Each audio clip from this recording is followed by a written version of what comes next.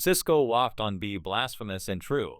The story of Cisco, the R&B sensation behind hits like Thong Song, is one of the most fascinating and cautionary tales in modern music history. It's a story of talent, rebellion, and battles with the unseen forces that control the music industry. People often do things on camera because they feel comfortable doing them. When someone is uncomfortable, pushing them into situations they don't want to be in usually creates trouble. That's exactly what happened in Cisco's career. He was never the type to just go along with what the label, the media, or the industry expected. That independence made him extraordinary, but also, at times, dangerous in the eyes of those with power. Problems often arise when an artist refuses to compromise, and Cisco's story shows exactly how that can play out. Cisco's journey began long before the global phenomenon of Thong Song. Before the platinum albums and massive tours, he was Mark Andrews from Baltimore, a kid with a golden voice working at a local fudgery, singing for tips with a group of friends. That group would eventually become Dru Hill. From the beginning, their chemistry was undeniable. They had discipline, talent, and a hunger to break out of Baltimore, and that drive created the foundation for something remarkable.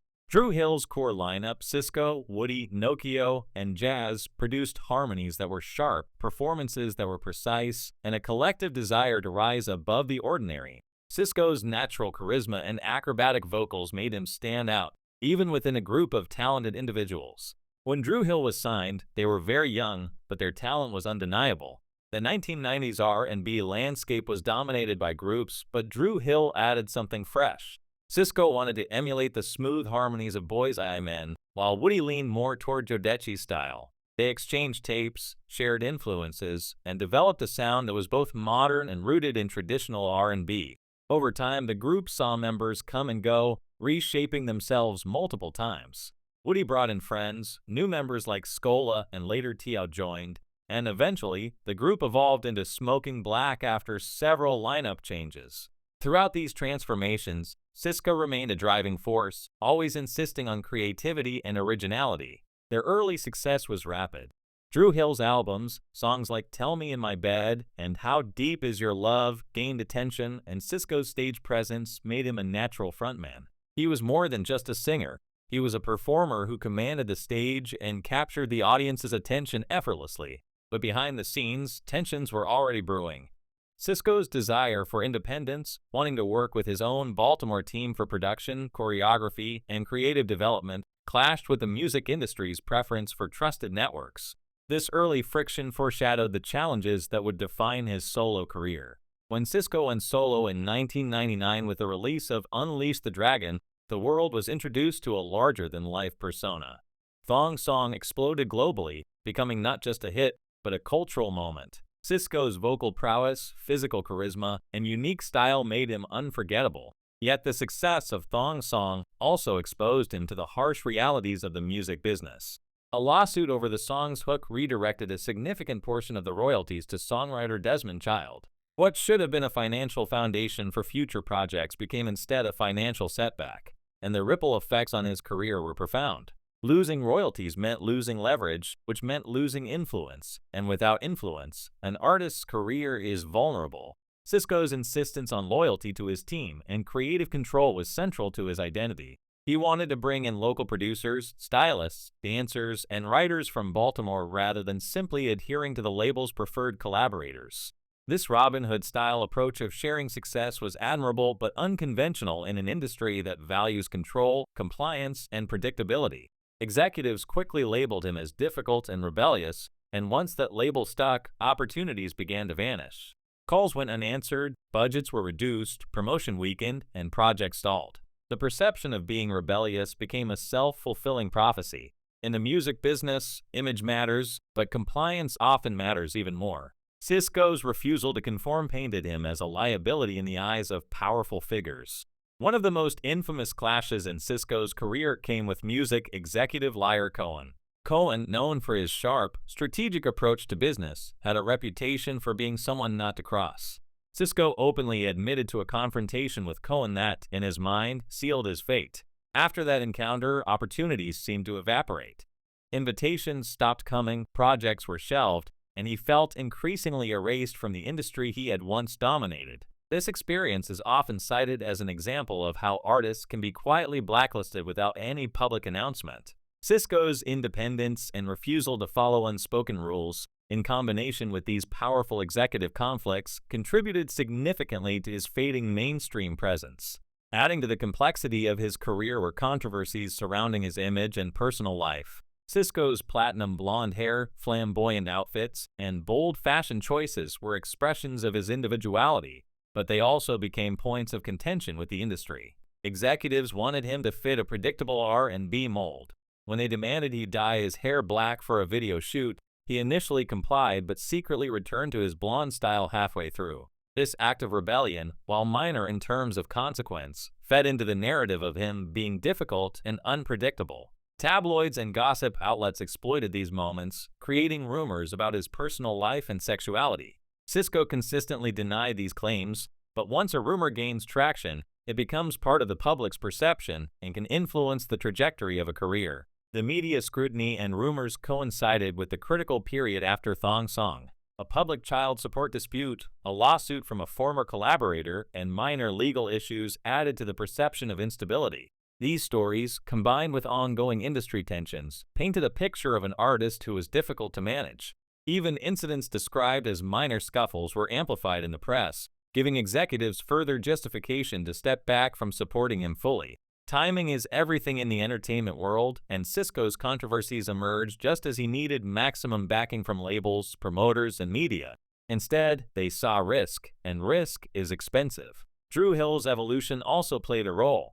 As members left and returned, including Woody, Jazz, Nokio, Scola, and Tiao, the group's dynamics shifted repeatedly. These changes affected both the sound and the cohesion of the group. Fans noticed the departures, the reunions, and the new names, leading to a sense of inconsistency. While Cisco's talent remained unquestionable, the industry's support systems were weakening, and the public's attention was gradually drawn to newer acts. The timing couldn't have been worse. A solo career that should have soared continued to be hampered by legal disputes, rumors, and label politics. Throughout all of this, Cisco continued to push boundaries musically.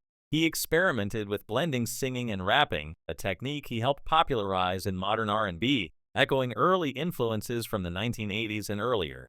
His vocal versatility allowed him to stand out not just in a group, but as a solo artist capable of bridging genres.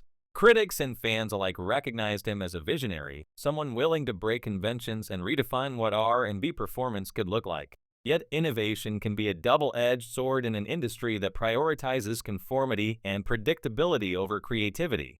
Despite losing mainstream visibility, Cisco never stopped performing. He continued touring with Dru Hill, appeared on reality TV shows like Celebrity Big Brother and Celebrity Wife Swap, and launched entrepreneurial ventures, including a clothing line and children's books. He married his longtime partner, Elizabeth, and maintained a loyal fan base that never abandoned him. His influence persisted quietly as younger artists looked to his style, performance energy, and unapologetic individuality for inspiration. The industry may have closed doors, but Cisco's music and legacy continue to resonate in ways that charts and awards cannot fully capture. Cisco's career serves as a cautionary tale, illustrating the fragility of fame and the influence of unseen forces. The music industry is often invisible in its decision-making, with power concentrated in the hands of a few executives who can make or break careers without public explanation. Cisco's refusal to follow rules, his insistence on creative control, and his desire to support his own team were traits that set him apart but also made him a target. His story highlights the tension between artistry and industry, between talent and power, and between independence and conformity. It's a reminder that even the brightest stars can be dimmed when they refuse to bend. Yet there is also inspiration in Cisco's journey. Despite setbacks, lawsuits, controversies, and public scrutiny, he endured. He continued to create, perform, and influence the next generation of R&B artists. Fans still celebrate his music decades later. They remember not just Thong Song, but the way he carried himself, the energy he brought to every performance, and the boldness with which he expressed himself. Cisco may not have achieved the sustained mainstream success that some predicted, but he achieved something perhaps even more significant: authenticity, resilience, and lasting impact. Many argue that Cisco never received the respect he deserved. Some believe he could have been one of the biggest R&B stars of all time if the business side had supported him instead of opposing him. Others see him as a trailblazer, someone who changed the sound and style of R&B in the late 1990s and early 2000s. Whatever the truth, his story will always be remembered for both the rise and the struggle behind the scenes. It is a story of talent battling power and, in many ways, surviving against the odds. It's a story that reminds us that the music business is as much about strategy, compliance, and politics as it is about artistry and voice. Dru Hill, despite the ups and downs, also left an indelible mark on R&B. Their contribution to the 90s music scene cannot be understated. They carried forward the legacy of groups like Jodeci and Boys I Men, adding nuance, passion, and emotion to the R&B experience. Fans of that era remember how Dru Hill taught people about love, relationships, and vulnerability. They symbolize the last breed of R&B groups willing to work collectively and harmoniously, standing out in an era that would soon prioritize solo artistry over group cohesion. The lessons from Sisqó's career are multifaceted. They speak to the importance of loyalty, the courage to maintain creative control, and the necessity of navigating industry politics carefully. They also reflect the harsh reality that talent alone is often insufficient in an environment driven by perception, influence, and risk assessment. Sisqó's independence, his refusal to compromise his principles, and his desire to protect and uplift his community came at a cost, but they also defined who he is as an artist and as a person. Ultimately, Sisqó's story is about survival. It is about continuing to create, perform, and impact the world even when the doors of mainstream success close. It is a reminder that real artistry is not measured only by awards, chart positions, or media coverage, but by resilience, influence, and the ability to remain true to oneself. Sisqó may have faced obstacles that seemed insurmountable, but he persevered, and his legacy remains.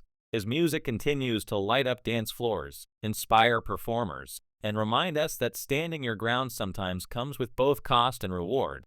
In the end, Sisqó's journey asks us to consider the complex interplay of talent, timing, and industry power. Was he truly blacklisted? Perhaps. Was it a combination of personal choices, bad timing, and industry politics? Almost certainly.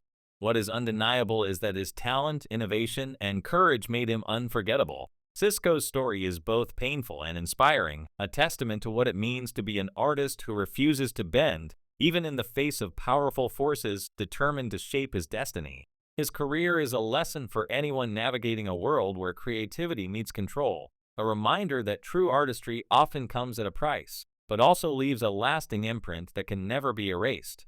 Sisqó's legacy is not defined by the obstacles he faced, but by the impact he made. He redefined the possibilities of R&B performance, challenged industry norms, and carved out a space for artistic authenticity in a business that often prioritizes conformity. Fans still celebrate his songs, from the euphoric energy of Thong Song to the emotional depth of his album work. His influence resonates in the music of artists who came after him, proving that even when the industry turns its back, true talent cannot be erased. Sisqó's story is one of rise, rebellion, and resilience, a story of a young man from Baltimore who electrified the world, paid a price for his independence, and ultimately endured, leaving behind a legacy that will never be forgotten.